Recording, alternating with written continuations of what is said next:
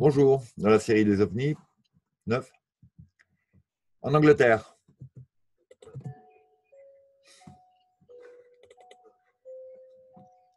Je vais laisser leur musique puisque elle va bien, elle est légère. Et les cloches, c'est les cloches du village d'à côté, là. Rien à voir avec le xylophone.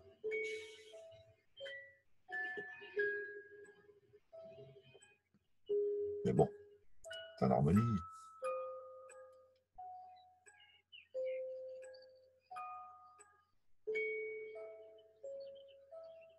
Il y a des gens qui disent que quand il y a des escadrilles comme ça, elles peuvent prendre souvent des formations, donc de constellations, signifiant ainsi d'où elles viennent. Donc là, il faut s'y connaître un petit peu. Et si vous connaissez des gens qui sont passionnés de ciel, d'astronomie, essayez de leur demander en prenant des captures d'écran si ça leur rappelle la Grande Ourse, Dragon, Orion, ou d'autres, hein, Cassiopée. Allez savoir.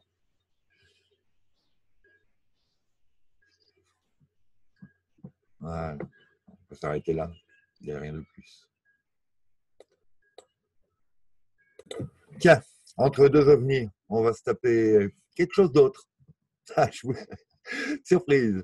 Ce monsieur est interviewé à propos des scandales qui se produisent dans le gouvernement américain. Ça date d'il y a quelque temps, d'avant Trump, je pense. Et d'un coup, il se passe quelque chose d'étrange. Il perd un peu ses gonds, mais il sort de ses gonds, je veux dire.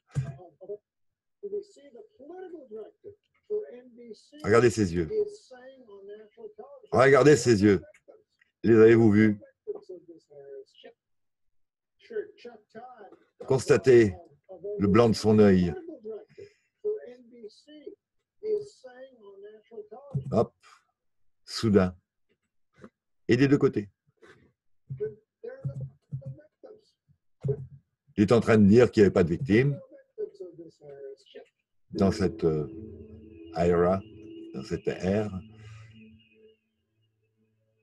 Et bon, il s'avère que là, il se passe quelque chose, il perd son écouteur, il est sous le stress, peut-être que je ne sais pas de quoi il s'agit là dans les informations. Mais il est probable que ces inconvénients soudains et le stress lui fassent perdre le contrôle de l'image qu'il veut qu'on ait de lui. Et puis, puisqu'on y est, vous connaissez tous Monsieur Justin Bieber. Il s'est fait choper à un moment, plus ou moins pour histoire de dope. Et hop, il est gêné, il tourne la tête. Il le sent qu'il se passe quelque chose. Bon, on va le laisser. Voilà, c'est marqué qu'au moment précis où il se passe quelque chose, il sent qu'il se passe quelque chose. Et il est gêné, il tourne la tête. Regardez, il va cligner les yeux. Ils vont nous faire un gros plan, je suppose. Voilà, là. Et il y a un problème.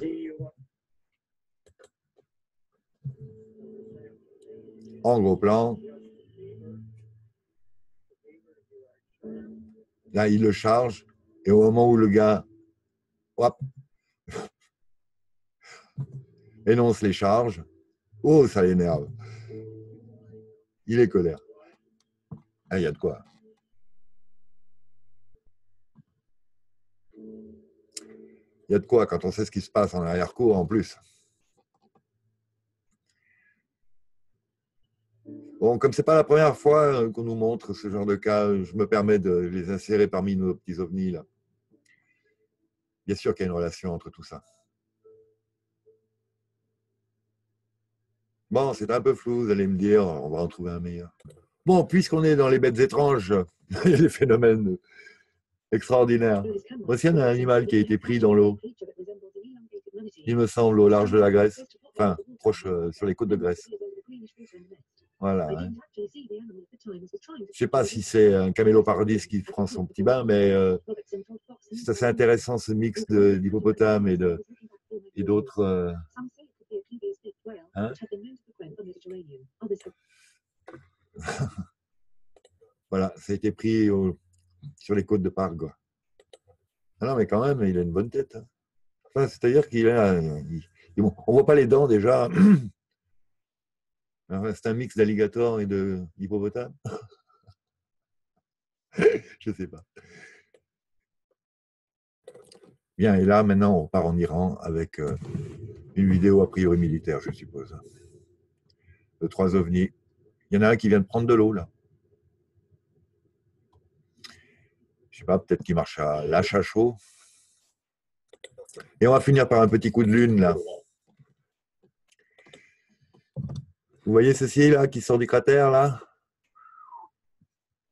J'ai au bout de la flèche. Eh oui. Il y a de plus en plus de ces vidéos d'observateurs de la Lune qui trouvent, pas Crow 777, lui a trouvé une vague lunaire, double. Mais aussi des ovnis comme ça, qui pivotent sur eux-mêmes, hein, donc a priori. À moins qu'ils changent de forme, mais non, je pense plutôt que.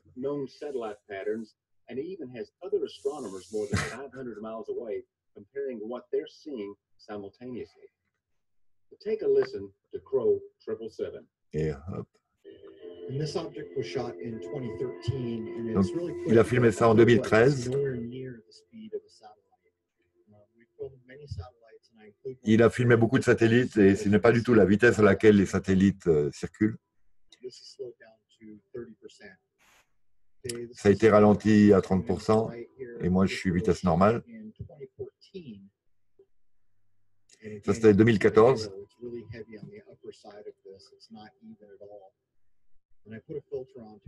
Là il a mis un filtre.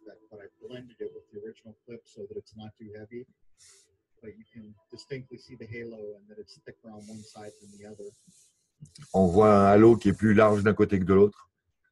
Qu'est-ce qui pourrait causer ce halo?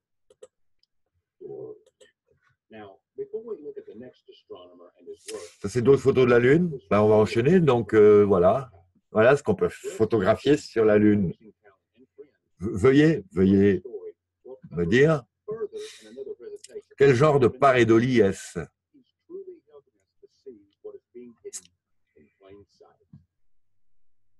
Ça, c'est une vieille photo qui avait été photoshopée par la NASA et dont ils ont réussi à renverser les effets partiellement. Et c'est un objet immense. C'est un objet qui fait, je crois, à peu près comme la distance de San Francisco à Los Angeles, y compris. Donc là, il parle de Bruce C. Hall, c'est Bruce Schwartz, qui est un Québécois, Canadien,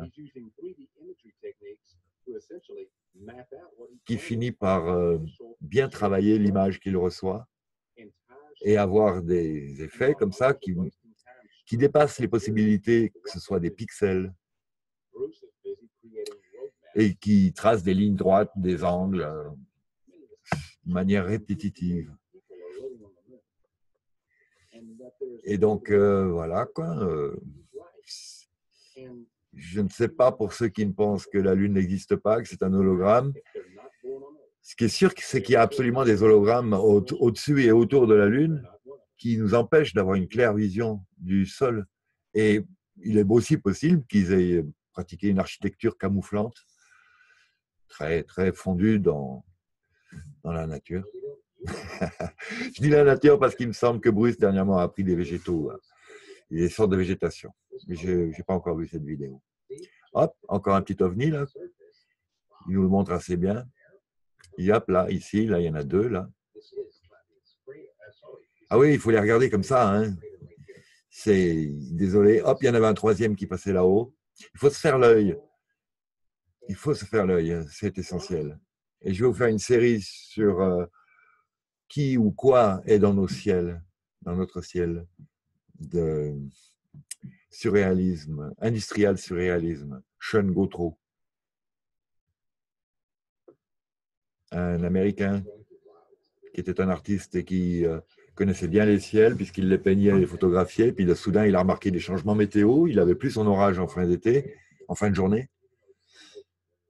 Il est en Louisiane. Et donc, il a commencé à prendre des photos et des films et à grandir. Et puis, il a vu des formes, il a vu des effets que ces formes pouvaient faire. Il a comparé ça avec des prises de vue satellites. Il a vu des ombres qui sont géométriques. Il a vu énormément de choses. Je vais vous faire une petite série sur lui. C'est passionnant, il faut se faire les yeux. On passe un temps fou, on a l'impression qu'on perd un peu du temps. Et puis au bout d'un moment, un soir, on sort ici, là il fait beau, le soleil se couche, on a quelques nuages, et puis d'un coup, je dis, mais mince, j'ai déjà vu ça. Et oui, les chemtrails qu'ils avaient diffusés toute la journée étaient constamment arrangés et réarrangés. Et non seulement il pleuvait pas, mais il n'y avait plus de soleil, et la terre était froide, et c'est pas bon pour le moral. Bon, ça, c'est quelques effets. Après, ça dépend encore ce qui balance dans l'air, parce qu'on le respire. Et que donc l'aluminium mélangé au glyphosate et au fluor qu'on peut absorber dans l'eau ou de l'antifreeze, plus la nanotechnologie, les produits cosmétiques et autres, les produits autodésinfectants, etc., emballe la pinéale d'une gangue de calcaire destinée à la protéger, mais qui limite complètement toutes ses capacités, globalement, et notamment celle de conscience et de liaison entre les corps énergétiques humains.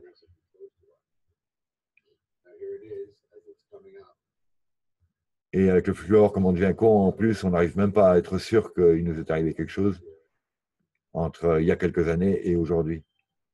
Donc, chlorella, argile, cordyceps, sauna, nourriture saine, respiration, économie, manger moins, manger mieux, cesser tous les produits préparés, surtout pas de vaccin. Enfin, vous connaissez la rengaine. Et puis, il y en a d'autres. Voilà, je vous remercie. À la prochaine.